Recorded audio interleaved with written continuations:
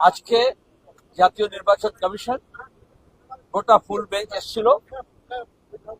ওনারা বললেন আমাদের প্রতিনিধিতে আমি ছাড়া কমরেড শফিক লাহিড়ী এবং আফরিন বেগম ছিল। যুবদের ইয়াং ভোটারদের একটা সমস্যা, লজিক্যাল ডিসক্রিপেন্সি মানে একটা সমস্যা। অ্যাডজুডিকেশনে পাঠিয়েছে বিচারাধীন হলে 60 লক্ষ, সেটা একটা সমস্যা। ভোট সাধারণত করার জন্য এটা রুটিন বৈঠক করেন এরকম বলেছেন প্রশাসনের সঙ্গে এবং বিভিন্ন রাজনৈতিক দল, যারা জাতীয় রাজনৈতিক দল যেমন সিপিআইএম এবং যারা তোমার কি রিজনাল পার্টি। আমরা বললাম আজকে দাঁড়িয়ে কেন ওয়েস্টিনে একেবারে ফোর্টেস্ট করা হলো, পুরো কেল্লা। তোমরা নিজেরা বুঝতে পারছো সাংবাদিকরা। তাহলে নির্বাচন কমিশন আজকে এই অবস্থা কেন ক্রিয়েট করলো যে নির্বাচন অবাধ, সুষ্ঠু এবং নিরপেক্ষ করার দায়িত্ব জনপ্রতিনিধি আইন অনুযায়ী, সংবিধান অনুযায়ী। তারা একটা ভোটার লিস্ট করতে গিয়ে কেন মানুষকে শত্রু বানালো, কেন মানুষের বিরুদ্ধে যুদ্ধ ঘোষণা করলো? নির্বাচন কমিশন কেন নির্যাতন কমিশন হয়ে গেল? এখন তো সুষ্ঠু অবাধ ভোট যেটা হবে তার আগে তো তাকে ইলেকশন কমিশনকে নিজের প্রেস্টিজ রিডিম করতে হবে, নিজের সম্মান, সাংবিধানিক যে ব্যবস্থা সেটা পুনরুদ্ধার করতে হবে। আর আমরা বললাম ভোটার এই 60 লক্ষ ভোটারকে বাদ দিয়ে ভোটার লিস্ট হতে পারে না। সুপ্রিম কোর্টের বিচার, তারা বলেছে নামের বানান সামান্য ভুল হলে 24 সালে বলে দিচ্ছে ভোটার লিস্ট থেকে নাম যায় না। আমরা বলেছি প্রথম দিন থেকে, যখন এসআইআর ঘোষণা হয়নি তখন থেকে বলে যাচ্ছি এটা প্রয়োজন ছিল না, অপ্রয়োজনীয়, কিন্তু বিশেষ রাজনৈতিক উদ্দেশ্যে এটা করা হয়েছে। ওরা নিজেরা স্বীকার করলেন আজকে যেটা করতে গিয়ে যে প্রশাসনিক আধিকারিকদের দিয়ে করা হয়েছিল একেবারে বিএলও এইআরও থেকে উপর পর্যন্ত, সেখানে কিছু শস্যের মধ্যে ভূত ছিল। আমরা বললাম কিছু না, একজন দুজনের বিরুদ্ধে ব্যবস্থা নিয়েছে, যেমন স্বীকার করছেন এত গন্ডগোল পাকানো হয়েছে কারণ প্রশাসনিক আধিকারিকরা যারা যুক্ত ছিলেন এই প্রক্রিয়ার মধ্যে তারা সবটা করেননি।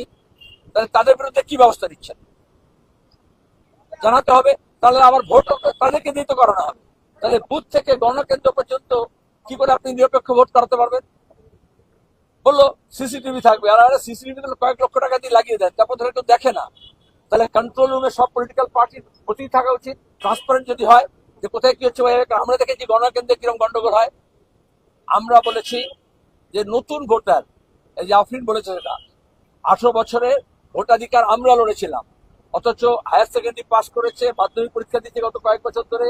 আমাদের যে জন্মহার সে অনুযায়ী কেন 18 বছর থেকে 21 বছরের ভোটাধিকার পেল না?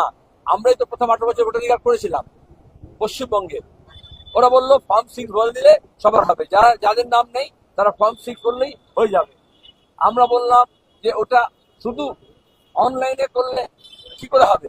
কারণ যারা গরিব, প্রান্তিক মানুষ, আদিবাসী, তপশিলি, মতুয়া, উদ্বাস্তু, সংখ্যালঘু, আর্থিকভাবে দুর্বল, তারা মানে বিএলএরা করে দেবে।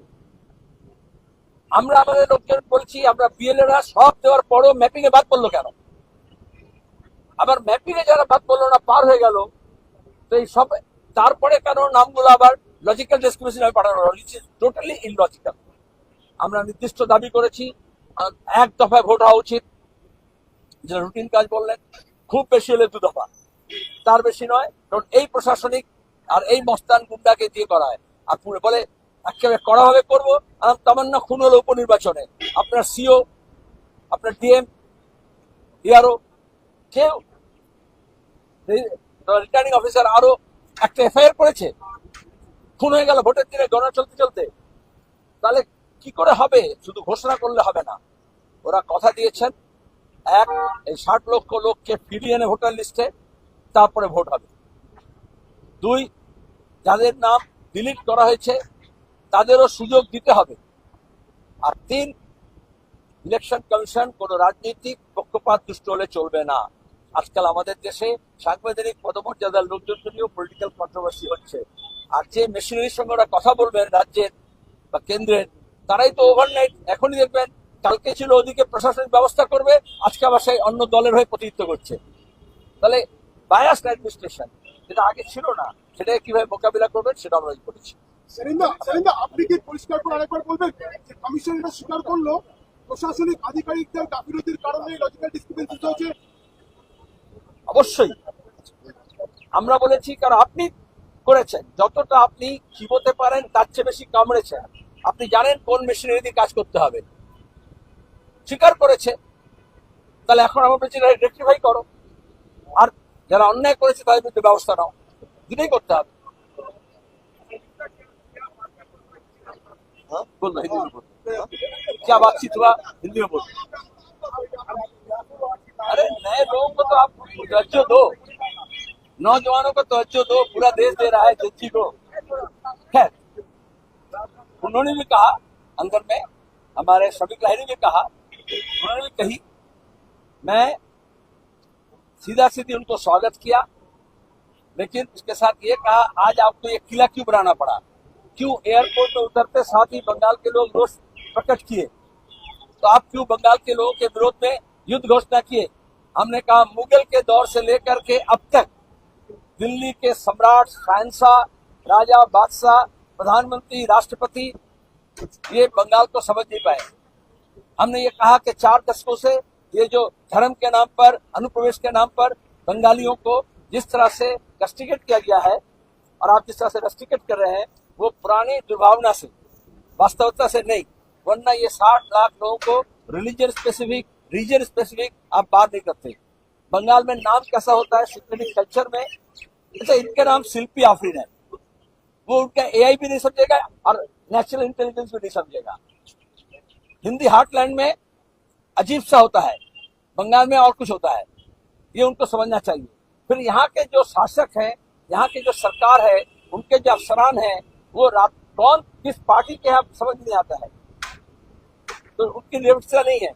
तो आप जो काम करवाए, तो नीचे से लेकर ऊपर तक जो गलतियां हुई आप मान रहे हो, तो उसमें जो लोग दोषी हैं उनके विरोध में आप क्या व्यवस्था ले रहे हो। और चुनाव निष्पक्ष होना चाहिए, शांतिपूर्ण होना चाहिए, और उसको करने के लिए सिर्फ घोषणा काफी नहीं है। पिछले बार भी आप घोषणा किए, वोट के दिन उपनिर्वाचन में कालीगंज में तमन्ना खून हो गई, लेकिन एक एफआईआर तक नहीं किया रिटर्निंग ऑफिसर, आज तक एसपी सही ढंग से अपराधियों को पकड़ा नहीं। तो आप इलेक्शन कमीशन क्या किए, आप जो जिम्मेदारी लेते हो उसका तो पालन करना पड़ेगा, और संवैधानिक पोजीशन में जो लोग बैठे हुए हैं उनकी मर्यादा को रखना पड़ेगा, वो मर्यादा हानि हो रहा है।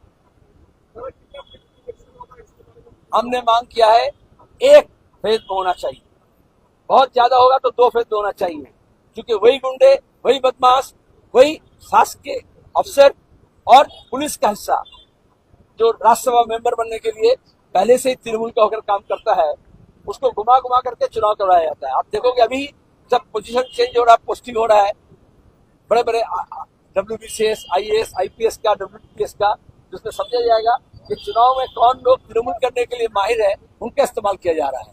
तो आप इसी से करवाएंगे तो आपको इसके बारे में बहुत चौकसी बरतना पड़ेगा। हमने अंदर में नहीं कहा, लेकिन आप जब ये सवाल किए, गणेश कुमार से बात करके ये लगा कि बंगाल में आने के बाद कल के एयरपोर्ट में हमारे वाम पक्ष की तरफ से नौजवान महिलाएं जिस तरह से प्रदर्शन किए, हमने यहाँ जो बात किया तो उनका ज्ञान चक्षु उन्मिलित होगा।